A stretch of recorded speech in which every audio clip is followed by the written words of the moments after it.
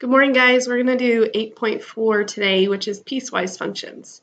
So just a little bit about what a piecewise function is. Basically, you have a function that's defined over different intervals. So we have a different definition for different values of x.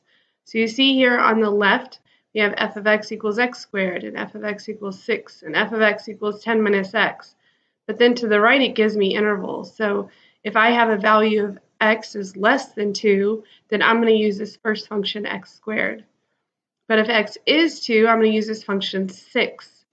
And then if x is greater than 2 and also less than or equal to 6, then I'm going to use this last function. So basically you have to figure out your x value and which of these it falls in, and then that's the part of the function you'll use to define it. On the right, you see the same function as a graph. And so you see these different parts. We see some open circles and we see some closed circles. So if I was to evaluate here at x equals 2, there's an open circle here, a closed circle, and an open. So if I was evaluating, I would choose the one here. That's the closed circle. So let's practice using algebra to evaluate first. So if I wanted f of 0, I'm going to go up here and say, which of these intervals does it fall into? So f of 0 is going to fall in this last interval because we have the equal to piece.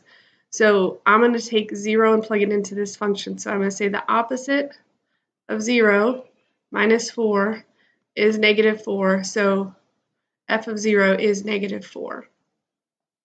For f of negative 2, we're going to figure out which interval it falls in. So it falls in the middle interval. So I'm going to use this function, negative 3 times negative 2 minus 6. So now I'm going to use order of operations. Negative 3 times negative 2 is positive 6. Minus 6 gives me a 0. So f of negative 2 is 0. And then we have f of negative 4. So I see negative 4 in this middle interval, but it's not equal to. So I have to go up to the top interval here and get the equal to sign. And that one just says f of x equals 6. So there's nothing to evaluate. It just tells me y is always 6 no matter what x is. So I'm going to say f of negative 4 is 6. All right, one more.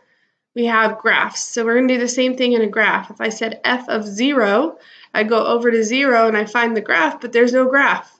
So we would say f of 0 for this particular piecewise function is undefined. So if I don't have a graph or I have an open circle, it'll be undefined.